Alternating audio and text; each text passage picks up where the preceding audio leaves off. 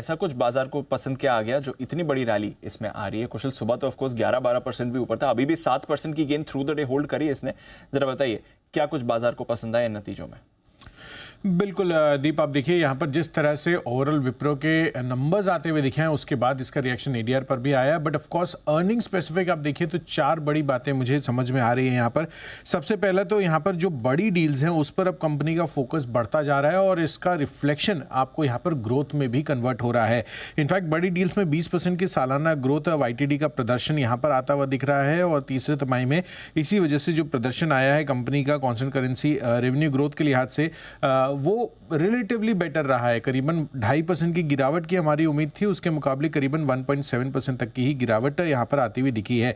दूसरा बड़ा पॉइंट है कंसल्टिंग कारोबार। इसको लेकर एक बहुत बड़ी चिंता लगातार बनी हुई थी विप्रो में, क्योंकि 2021 में जो कैपको का अधिग्रहण किया था वो काफ़ी बड़ा एक्विजिशन था और उसके बाद धीरे धीरे यहाँ पर कंसल्टिंग कारोबार में खासकर जो उसके क्लाइंट्स हैं उनकी तरफ से डिस्क्रिशनरी स्पेंडिंग पर कर्टेलमेंट आती हुई नजर आ रही थी, यानी कि वहां पर बहुत बड़ा स्पेंड नहीं हो रहा था।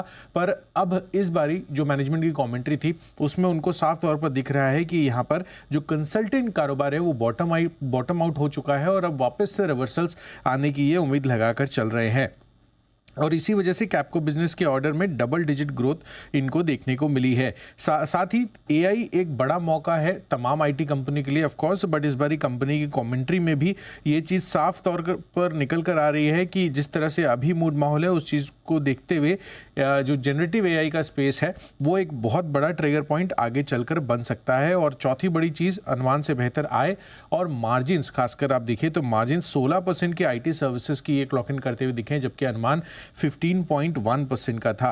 तो जो नंबर्स हैं उस पैरामीटर्स पर कंपनी ने अच्छा प्रदर्शन किया है। जिस बिजनेस को यानी कि कंसल्टिंग कारोबार को लेकर जो कंसर्न्स थे वो भी अब रिवर्स होते हुए नजर आ रहे हैं और इसी कारण से जेपी मॉर्गन ने रेटिंग पर अपग्रेड भी किया है। अंडरवेट से बढ़ाकर अब न्यूट्रल की रेटिंग दे रहे हैं और लक्ष्य भी 420 रुपए से बढ़ाकर सीधा 500 रुपए के कर दिए हैं। तो नंबर्स के लिहाज से आपको बहुत ही अच्छा प्रदर्शन आया है और एक टर्न अराउंड जो इनका कारोबार थोड़ा सा कंसर्न वाला था उसमें भी चेंजेस आते हुए दिख रहे हैं और इसी वजह से एडीआर में इतना बड़ा उछाल आपको देखने को मिला। बढ़िया उछाल एडीआर में आपको आते हुए दिखा और इसके अलावा आप स्टॉक में भी बड़ी तेजी आते हुए देख रहे हैं और ब्रोकरेजेस की तरफ से भी अपग्रेड्स आए हैं। सिद्धार्थ जी, आपकी कई राय सर? विप्रो नंबर्स के बाद शानदार एक्शन, विप्रो ही नहीं एचसीएल टेक, इन्फी, टीसीएस सारे जबरदस्त एक्शन में रहे सर नंबर्स के बाद।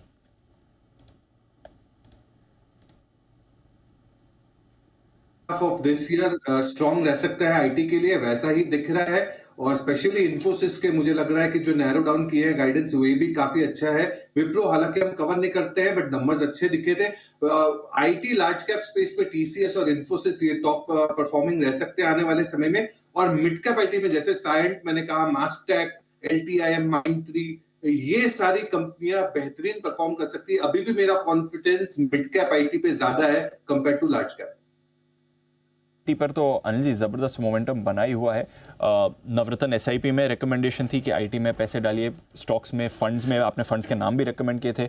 इस साल pick of the year Diwali में भी था, इस साल pick of the year Oracle Financial की भी आपने बात करी है, वहां पर भी हम अच्छा मोमेंटम देख रहे हैं। बल्कि नंबर से पहले भी ऑरेकल फाइनेंशियल भाग रहा था, नंबर के बाद और भाग रहा है। ये कब हुआ? नंबर से पहले ही भागना शुरू हो गया था ऑरेकल, उसके बाद तो और भागा 8% ऊपर 8 मेरे ख्याल से हमने 4200-4300 के आसपास रिकमेंड किया होगा, मुझे याद है 4300 के आसपास। वाह क्या बात है।